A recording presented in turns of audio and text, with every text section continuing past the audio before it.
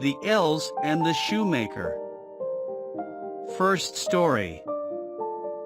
A shoemaker, by no fault of his own, had become so poor that at last he had nothing left but leather for one pair of shoes.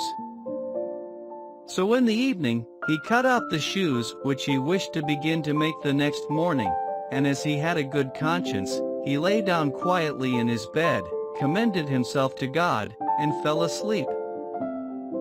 In the morning, after he had said his prayers, and was just going to sit down to work, the two shoes stood quite finished on his table. He was astounded, and knew not what to say to it.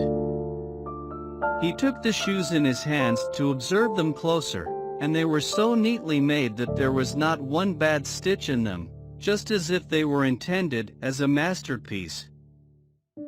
Soon after, a buyer came in, and as the shoes pleased him so well, he paid more for them than was customary, and, with the money, the shoemaker was able to purchase leather for 2 pairs of shoes.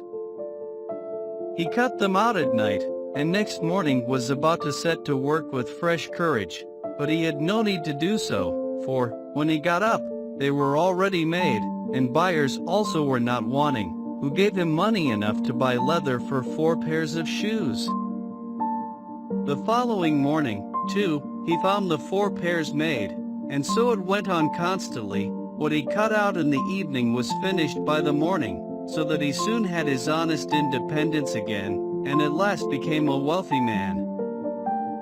Now it befell that one evening not long before Christmas, when the man had been cutting out, he said to his wife, before going to bed, "What think you if we were to stay up tonight to see who it is that lends us this helping hand?" The woman liked the idea, and lighted a candle, and then they hid themselves in a corner of the room, behind some clothes which were hanging up there, and watched. When it was midnight, 2 pretty little naked men came, sat down by the shoemaker's table, took all the work which was cut out before them and began to stitch, and sew, and hammer so skillfully and so quickly with their little fingers that the shoemaker could not turn away his eyes for astonishment. They did not stop until all was done, and stood finished on the table, and they ran quickly away. Next morning the woman said, "The little men have made us rich, and we really must show that we are grateful for it. They run about so, and have nothing on, and must be cold. I'll tell thee what I'll do.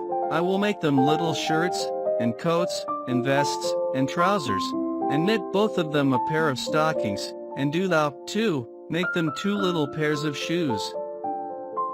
The man said, "I shall be very glad to do it," and one night, when everything was ready, they laid their presents all together on the table instead of the cut-out work, and then concealed themselves to see how the little men would behave. At midnight they came bounding in, and wanted to get to work at once, but as they did not find any leather cut out, but only the pretty little articles of clothing, they were at first astonished, and then they showed intense delight. They dressed themselves with the greatest rapidity, putting the pretty clothes on, and singing, "Now we are boys so fine to see. Why should we longer cobblers be?" Then they danced and skipped and leapt over chairs and benches. At last they danced out of doors. From that time forth they came no more, but as long as the shoemaker lived all went well with him, and all his undertakings prospered. Second story.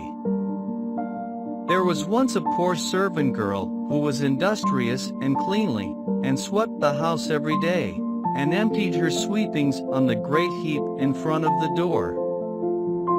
One morning when she was just going back to her work, she found a letter on this heap, and as she could not read, she put her broom in the corner, and took the letter to her master and mistress, and behold, it was an invitation from the elves, who asked the girl to hold a child for them at its christening. The girl did not know what to do, but at length, after much persuasion, and as they told her that it was not right to refuse an invitation of this kind, she consented. Then 3 elves came and conducted her to a hollow mountain where the little folks lived. Everything there was small, but more elegant and beautiful than can be described. The baby's mother lay in a bed of black ebony ornamented with pearls, the coverlids were embroidered with gold, the cradle was of ivory, the bath of gold. The girl stood as godmother, and then wanted to go home again, but the little elves urgently entreated her to stay 3 days with them. So she stayed, and passed the time in pleasure and gaiety, and the little folks did all they could to make her happy. At last she set out on her way home. Then first they filled her pockets quite full of money, and after that they let her out of the mountain again. When she got home, she wanted to begin her work, and took the broom, which was still standing in the corner, in her hand and began to sweep. Then some strangers came out of the house, who asked her who she was, and what business she had there. And she had not, as she thought, been 3 days with the little men in the mountains, but 7 years, and in the meantime her former masters had died. Third story. A certain mother's child had been taken away out of its cradle by the elves, and a changeling with a large head and staring eyes, which would do nothing but eat and drink, laid in its place. In her trouble she went to her neighbor, and asked her advice. The neighbor said that she was to carry the changeling into the kitchen, set it down on the hearth, light a fire, and boil some water in 2 eggshells, which would make the changeling laugh, and if he laughed, all would be over with him. The woman did everything that her neighbor bade her. When she put the eggshells with water on the fire, the imp said, "I am as old now as the wester forest, but never yet have I seen anyone boil anything in an eggshell." And he began to laugh at it.